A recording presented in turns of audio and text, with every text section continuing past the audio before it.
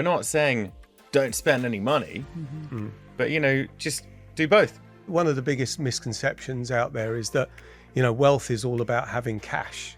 I don't think it is about cash. It's about having a plan and being wise with your money. As someone who's quite novice in this world, how do we know where to go? It's not about someone else getting a backhander here and there, or, who's getting paid on the other side. It's about what happens to the individual.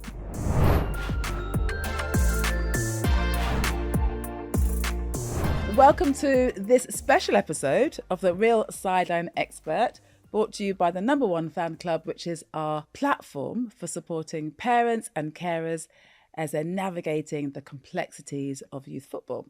And today's a special episode because I'm not in my kitchen. We are in this very lovely, cool studio in North London, and we're going to be talking about something that we all love, and that is money. Not just about spending it or saving it, but also how not to lose it. And with that, we have our special guests, who's going to be Jamie and Jordan from Cadro, who are our platform sponsors. Welcome, guys. Hello, thanks for having us. Thanks for having us. Welcome. I'm really excited about this chat we're going to have. Now, listen, Cadro is a wealth management company, and many of our listeners may not know what that is. So I thought, I'm going to get you to explain, but before I do, I thought I looked it up and I asked for a little bit of help from AI. I'll tell you what the AI version said. Tell me what you think. It said, wealth management firm is like a team of financial wizards, casting spells to multiply your money while you kick back. They handle the serious stuff so you can focus on the big decisions, like whether to buy a yacht or add to a valuable art collection. I'm not sure how accurate that is. Wow. But what do you think? AI's getting better. I like the wizard bit. Yeah, the I like wizard I like that. Yeah. So in all seriousness, look, a lot of our listeners, it'll be like a foreign term to them. But what is wealth management, and why is it important for you to support our platform? What's the connection? Yeah. So look, the term wealth management is a bit interchangeable with financial advisor or kind of financial expert, someone that's helping you plan what to do with your money or your savings or your spending. Obviously, for athletes, it's a very specific need because they need to plan kind of either side of their career. Yeah.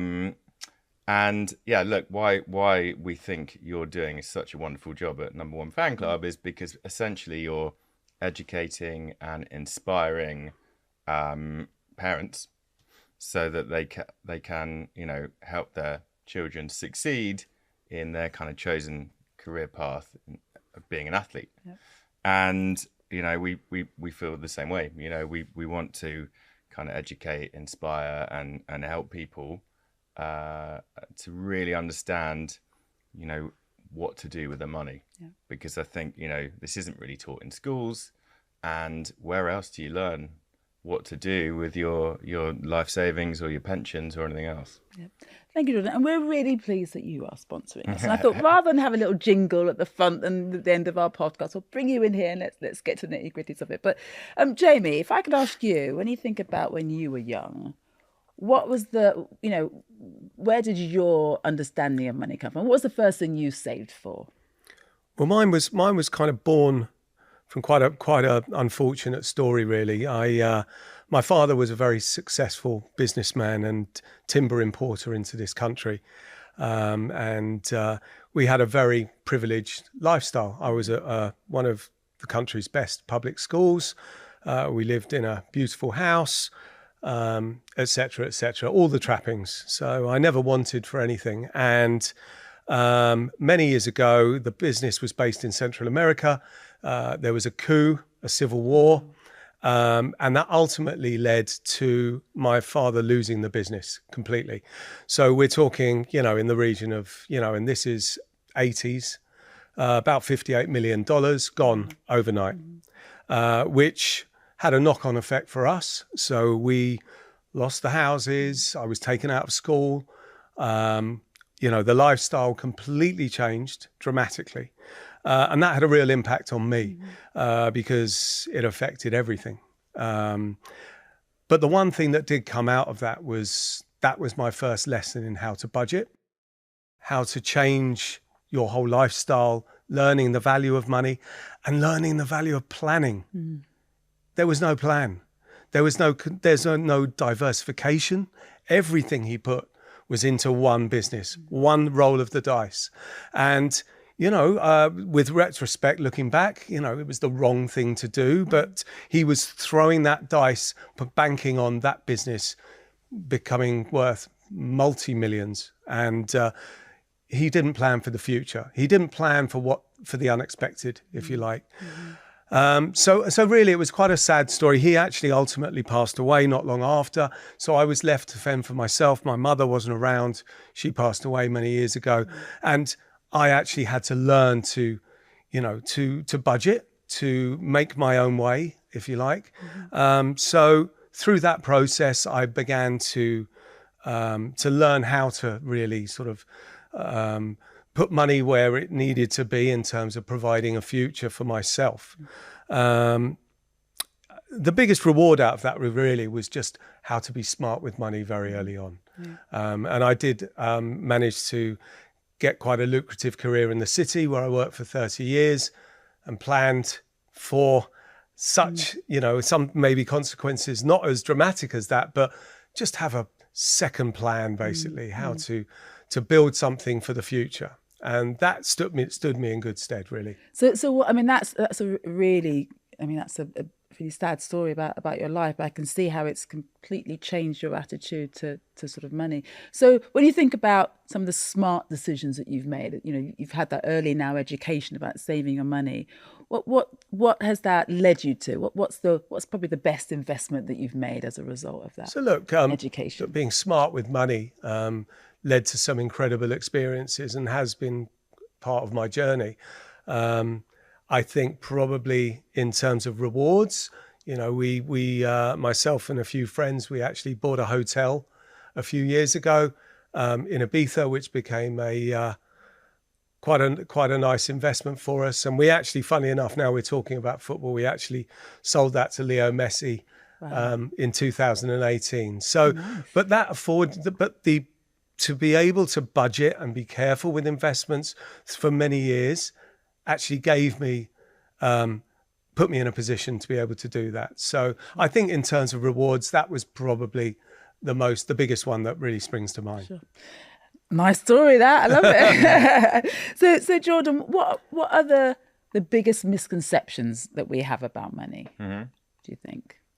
Yeah, I think probably, a lot of people think this, and I probably did as a child as well, that, it's pointless saving little bits, right? Little bits are never going to lead to a big chunk.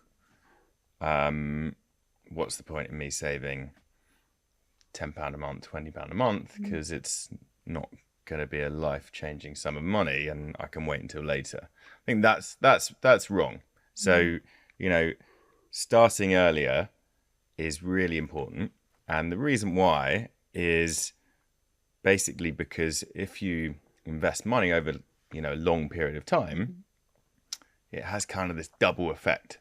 So it's called compounding, if anyone really feels inclined. Scary word, I don't know. But essentially, if you have £10 and you after 1 year, you get £1, so it's worth £11, 10% on £10, then the following year you'll get 10% on £11 instead, right? So it starts to roll up and multiply. And over, 10 years, 20 years or more, that really has a, profound impact, basically. No, honestly, I get that, because I remember like when Miles was born, the government was giving us these little vouchers for like £250 to invest. And I thought, oh God, what's this going to do?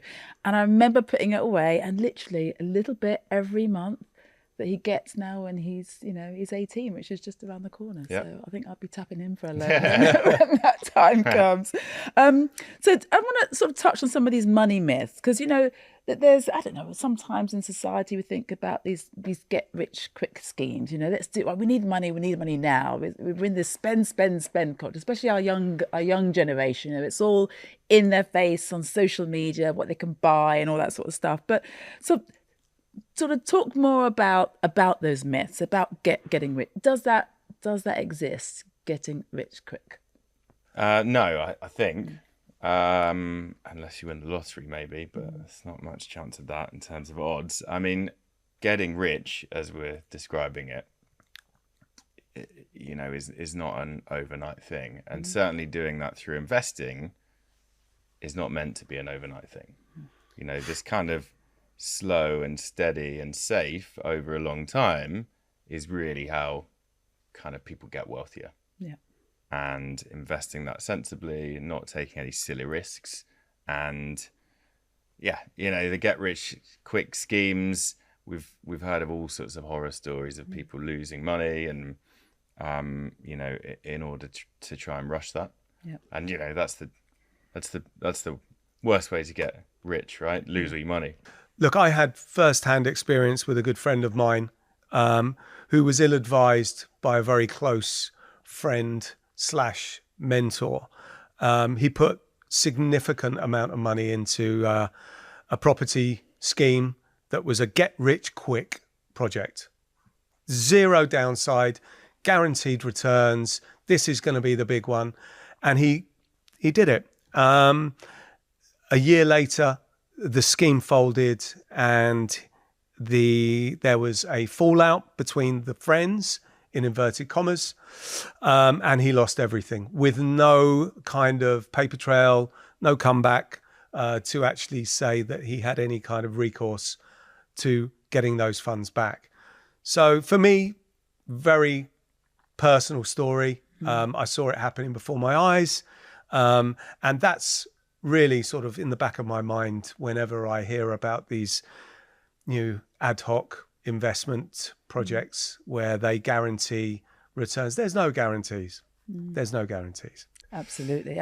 So let's talk about some of those sort of horror stories. And we're a platform that talks to parents who have young athletes, and their dreams and aspirations are to become professionals and obviously have a lucrative career as a part of that. But we hear about sports people getting lots of money and investing it in places where perhaps they shouldn't. Can you sort of share some of those, I suppose, tragic stories that we come to understand? Yeah, look, I think one of the biggest misconceptions out there is that wealth is all about having cash, and I don't think it is about cash. It's about having a plan and being wise with your money, and having a plan going forward.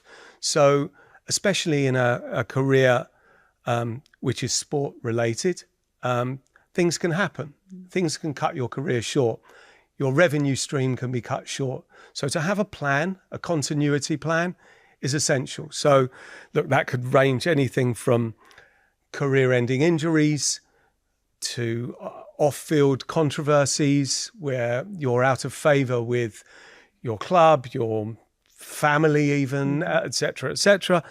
And obviously the big one, which is really topical at the moment, is financial mismanagement allegations, which is big news at the moment. What does that mean? What? Okay, so some well-established financial institutions, they faced a lot of scrutiny publicly for mismanagement or unethical practices. Okay. That could be anything ranging from fees to other things that have gone on which aren't necessarily regulated, shall we say.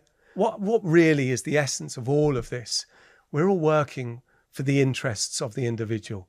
It's not about someone else getting a backhander here and there, or who's getting paid on the other side. It's about what happens to the individual. And that's really where we want to come in. We're completely regulated, and we build that trust, obviously, with the individual. And that's an ongoing process that Jordan will talk to you about in part of what we do here. We've actually seen a number of retired players, older guys who, have had tough times. Some of them are doing the after dinner speaking circuits, etc. And, because they didn't have any kind of contingency plan after their playing careers. There was a lot of, I don't think there was enough education really, in the last 20, 30 years where players actually were looking for the future and actually having a contingency plan after their playing careers. When the money's flying in, it's probably not at the forefront of your thoughts. Sure. So yeah, it's for youngsters. It's also for the older players who have retired, who are looking for a continual income. Sure. And I imagine from the young person's perspective, it's sometimes be quite difficult to think about the long term, to think about, what happens when you retire, when you're just getting started in your career. But you mentioned injuries. I mean, that could happen just after your first contract, couldn't it? But Totally. yeah, if you had put something away, then there's at least, a little, perhaps a pot of money for you to go to university or to buy a little flat or something like that. Would you say? Totally, yeah. Well, I mean, average age of a Premier League football career, I think, is 8 years. So, if we say ish, average, life expectancy is 80. All those other years after your career, you have to fund and live. And, some people might get, broadcasting careers or coaching careers or something related to the industry, but many will not. Yeah. And that's why it's just so important. Maximize that average of 8 years. Might be longer, of course, but Or it might be shorter. Shorter. Maximize that, but put a plan into place. Don't spend it all during that period, so that pot will then last you and give you a great life for the remainder of it. And I imagine, there's a lot of talk about mental health challenges in the industry, in football, for players of all ages. Youngsters who are perhaps not reaching their potential and coming out of the game, or older players who have had other sort of challenges on the field or off field. But when it comes to the financial situation, like that story you've just told, Jamie, that I'm sure also has an impact on someone's well-being and their mental health as well, would you say? Absolutely. I think the thing is, especially when you're a high-profile elite athlete, you're under a lot of pressure. And, there's also expectations from the media and your peers, et cetera, and that isn't really spoken about. You're living up to the dream. You've got this role where you are actually a role model, and to live up to those expectations of the public and your peers and your colleagues and your fellow players. I mean, there's a hell of a lot of pressure that's attached to that. And some of these, younger players coming through, I think it's very important that they're educated and open about how they feel about that. And this, I do believe, is the beauty of what you're doing here, because it's highlighting these pressures. It's great to talk about this, and it's great to be open and candid about finances and money and, should I buy that car? Can I afford to buy that car? Am I buying that car because I'm trying to impress something? All of this is all interconnected. But I think it's great that you're talking about this and, bringing this forum. We're almost there as part of the community. Just we collaborate with agents, tax advisors, mentors, mums, dads. We're all collaborative here. And like I say, I keep repeating myself, we all have the interests of the individual at heart. And that's really what you have to really knuckle down to really find out what people's intentions are. Sure. And we talked a little bit about, society and sort of living up to the expectations of others. In football, there's a lot of, social media is very sort of out there now. And unlike, 20, 30 years ago, we didn't have to worry about that. But now our youngsters are, on socials, seeing who's buying what, and kind of the whole glamorization of being an athlete. Well, how does that maybe influence how we spend or save our money, do you think? The social media. I think, look, the industry as a whole has not done a very good job of making investing and saving appealing or interesting or exciting, right? Ultimately, our industry has done a very good job of making everything as complicated as possible so that no one understands it, and therefore everyone finds it boring, no one engages, and therefore, it justifies that industry. And I don't really get that. I don't agree with that, because actually investing can be hugely interesting. Maybe even enjoyable. Investing, even with £10 a month, whatever you have, investing funds the NHS. It finds cures for cancer. It funds amazing startups that take us to Mars. It creates the new iPhone. All of that is done through investing. So actually, if we create stories out of it, make it engaging, then I think that's a good thing. And what that means is that basically you, as an investor, if you have an interest in it, you're more likely to understand it, comprehend it, and that is better, for you as a whole to have that pot and to stop having anxiety about what someone is doing with your money, right? If you understand it, you will have less anxiety, and that in itself is excellent for mental health. Yeah, absolutely. And in terms of making it appealing for the youngsters out there, and for parents even that have not thought about investing themselves, what can we do to make it seem a bit more of a sexy topic? Well, look, social media has a big presence in investing. Actually, there's lots of kind of pages that focus on specific stocks or venture capital funds or whatever.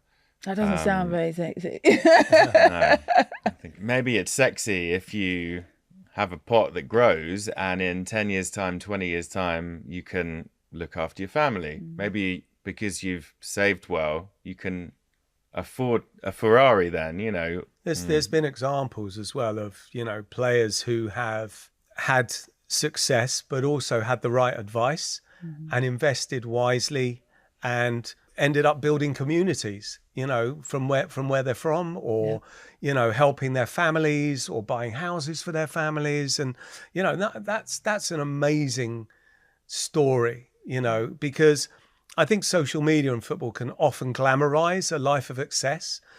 But saying that, despite the cars and and all that, I think there's loads of stories out there, and we're familiar with a couple of them where some of these guys have actually built communities back in, wherever they happen to have come from, whether it's different parts of the UK or abroad or whatever, and that is incredible as well, in terms of getting some kind of gratification of what you've achieved. You've got something to show for it. And to clarify, we're not saying don't spend any money. You can buy a car, no problem, right? We're not saying don't spend and don't put it on Instagram, but just do both. Save a bit, invest a bit as well. Think about the future and plan, rather than spend everything and end up with nothing. Yeah, sure. So what would be, if you were going to sort of talk to your 16-year-old self, either of you, what would you say to yourself based on what you know now? What would I say to my 16-year-old self? Don't be in a rush to spend. Invest in your future self. Okay. Nice one. Good, Jordan? I had a paper round when I was 16. I think it was £15 a week. And you know what? I saved to buy something, which counts as spending, of course. But, I saved up for a whatever, games console, computer, whatever it was. But, I was quite ruthless about putting that money away every week. I think, with hindsight, if you just maybe spent half of that and put half of it into some investments, that pot would be worth a lot of money now, all these years later, because of that incremental effect over time.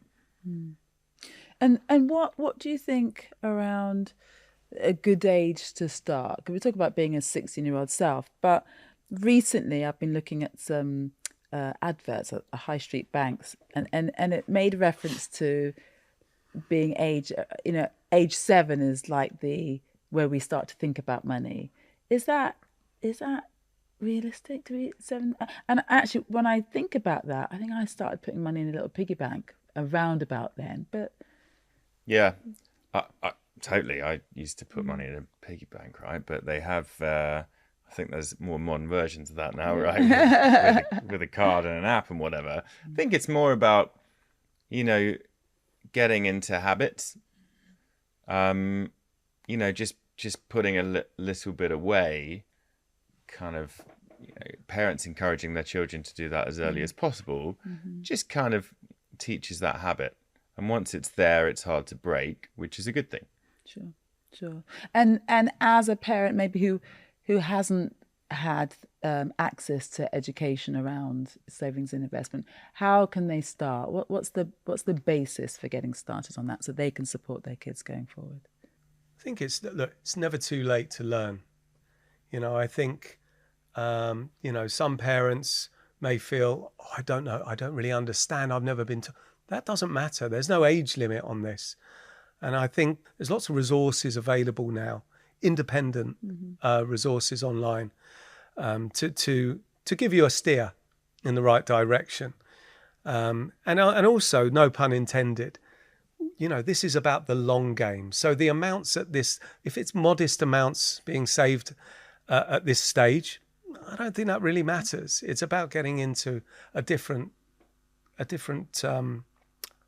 habit, if you like. Yeah.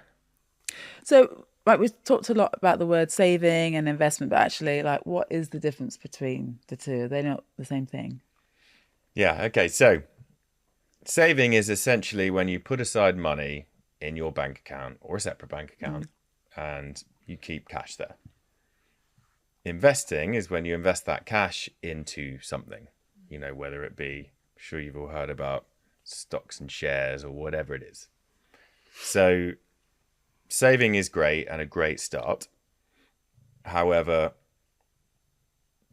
if you just save cash and you leave it there for a long time, that cash will actually be worth less after 10 years. Oh. So which is why if we're holding, cash for, let's say 5-10 years, we're better off investing it, depending on what you want to do with that money. So as an example, £10 today would buy you approximately 2 cheeseburgers. In 1980, £10 would have bought you about 20 cheeseburgers.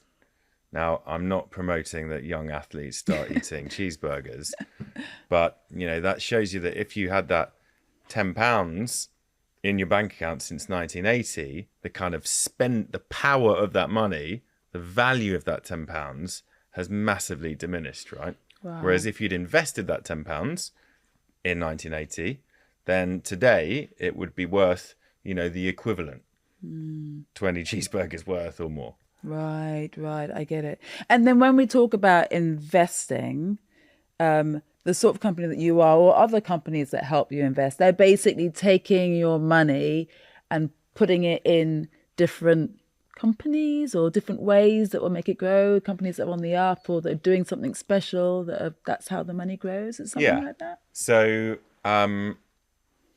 there's no kind of one size fits all because some people, have different lengths of time when they might need the money. They have, different perspectives to risk and whatever. But basically, the things that we invest across are a mix of equities, so tiny little slithers of companies. Okay, that's what an equity is. Yeah, Okay. an equity or a stock is a tiny little slither of a company, whether it's Apple or BP or whatever it is. Bonds, which are basically a loan to a company or government. So Sounds technical. The government, all governments, some of their spending power comes from us investors lending them money. Don't make me glaze over now, Jordan. that's the main bit. Yeah, that's the main bit. So we talk about saving, talk about investment, but obviously you can lose your money as well, right? Like if it's because there's this, I guess this misconception that if I invest and if I save, it's always gonna, give me back more. But that's obviously not, it's not gonna happen all the time, right?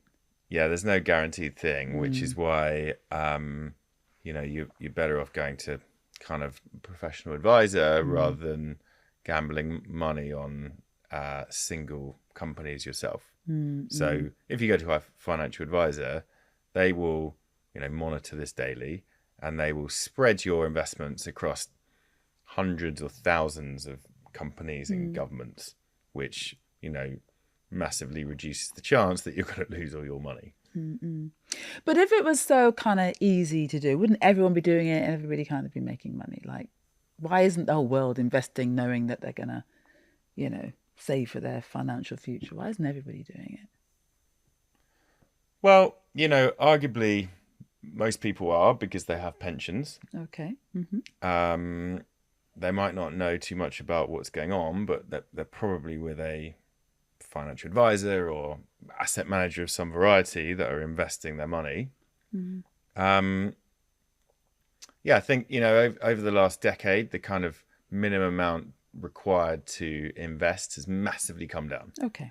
So, you've got companies like Nutmeg, for instance, which is what they call a robo-advisor, and lots of apps. There's been loads of cool innovation where you can invest as little as £10 into the stock market.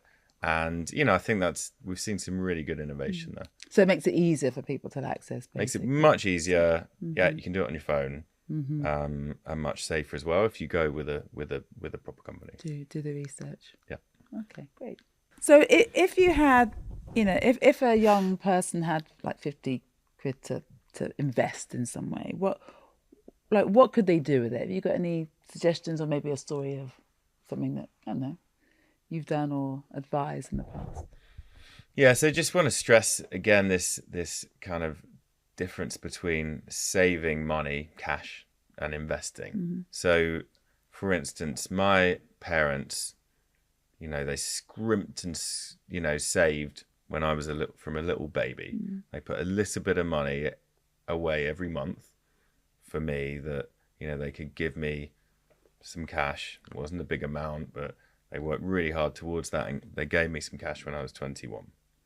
And they always, they didn't want to lose the money, so they always kept it, in cash.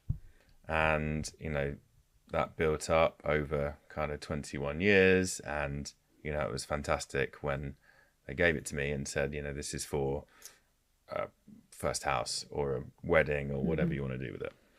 Now, really grateful for that. But this is where kind of financial education is so important. And I had no idea then either. But if instead of saving that in cash, they would have invested that, through a financial advisor, because of the way that investment would have gone up over such a long period of time, that cash amount they gave me when I was 21 would have been worth around 4 times the amount. Wow. So did you bash them over the head with that? Not never.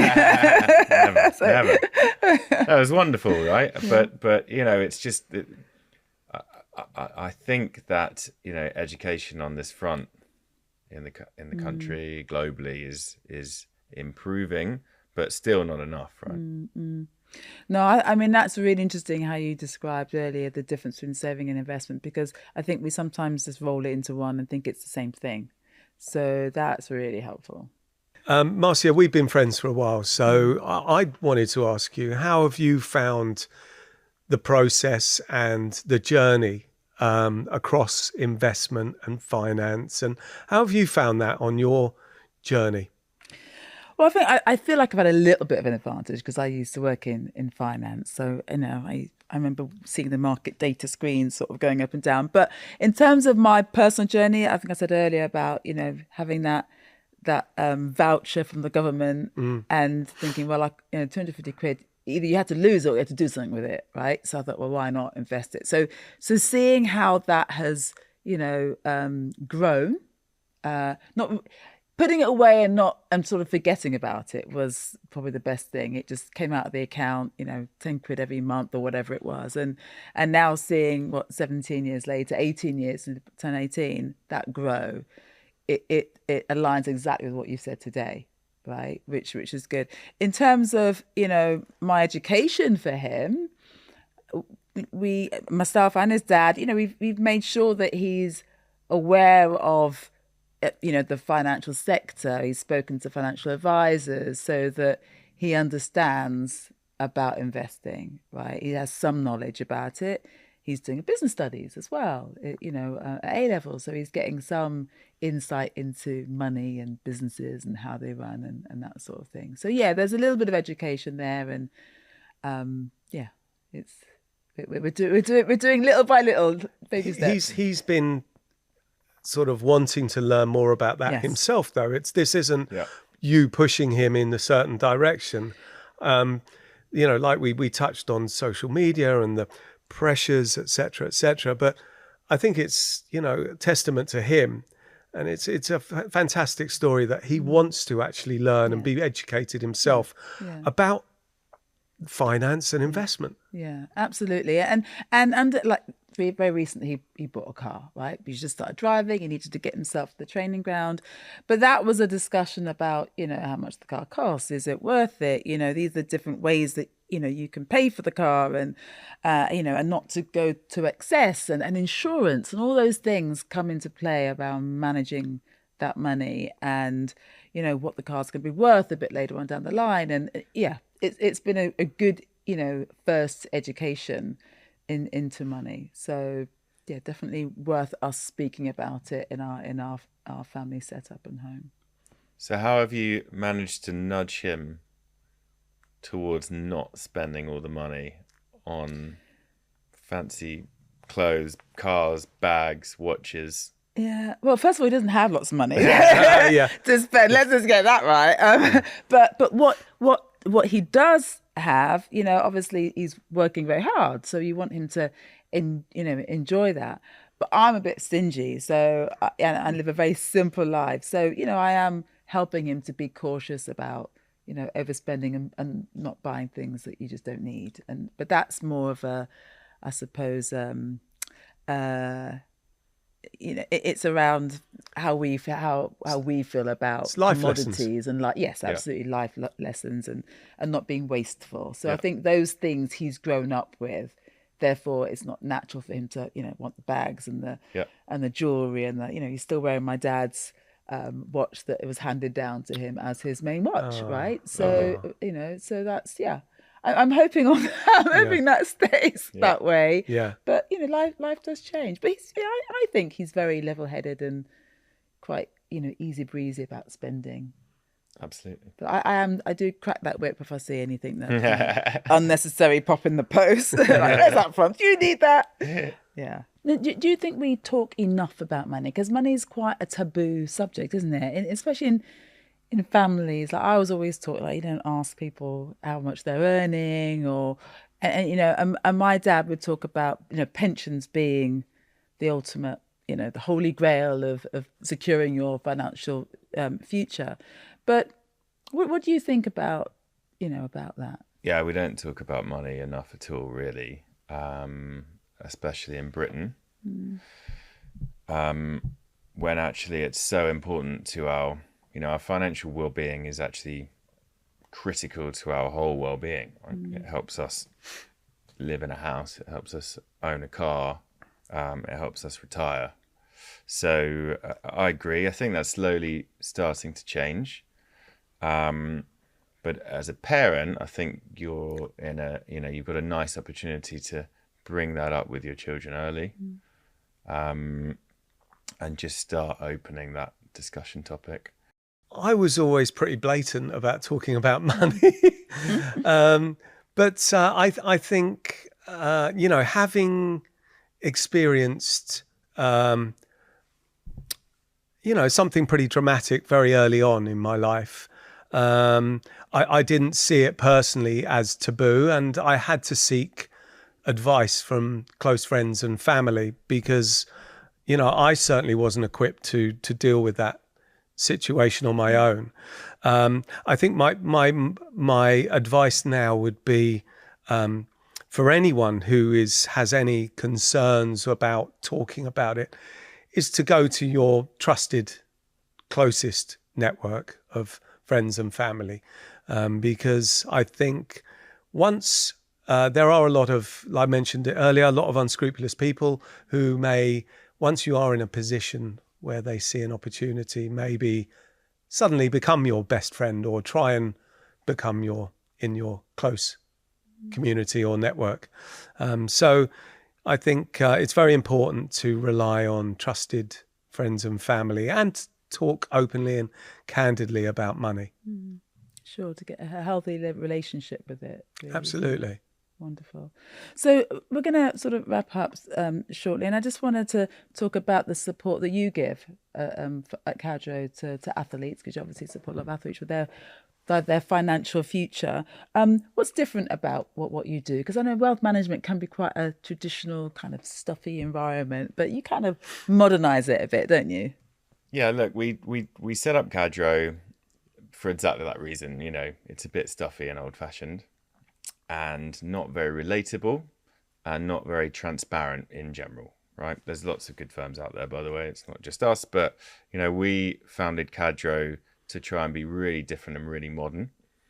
And the idea is that, you know, as an athlete, young or old, you know, gone are the days where you have to get a wad of paper through the post 4 times a year, all your investments on that you don't really understand because it's just lists of percentages, right? We think that is that's too old-fashioned for 2024. So what we do is, you know, we try to take the best of the best from the industry.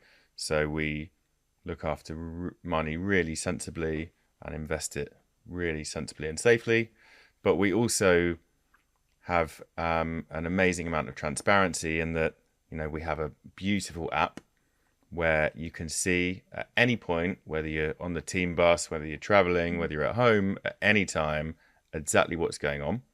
And we have a whole in-house content team. So if we change something, invest in something, or alter something in your portfolio, then we record a 1-minute video. Kind of portrait, TikTok style almost, explaining, hey, here's what we've changed, here's why, here's how it affects you.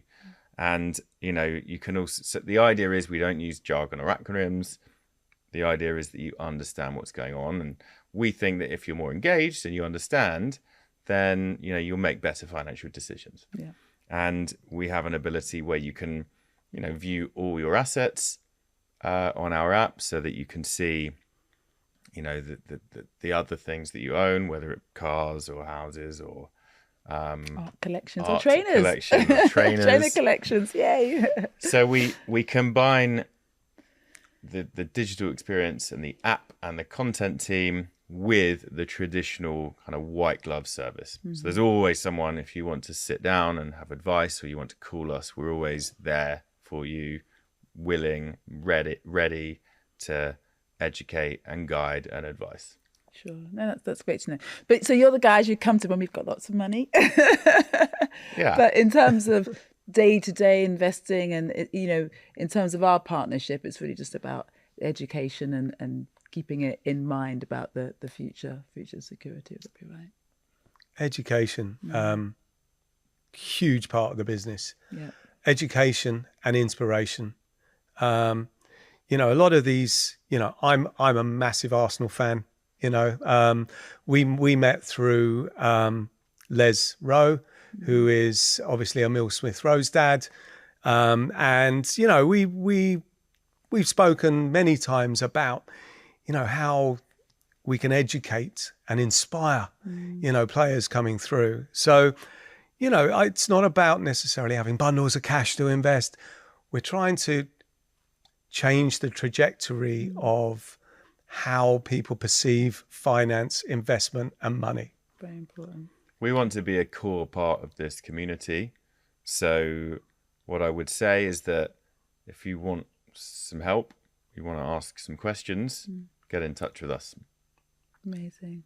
Oh, thank you. So just a final word in terms of securing and helping the family. What final message would you say to mum or dad or guardian of a young athlete coming through? The best thing a family or an athlete can do is probably start planning early. There's no real age requirement. But I also think that financial security, it's a journey. It's not a destination, it is a journey. And that would probably be my last sort of final word on to explain and sum up the business. Amazing.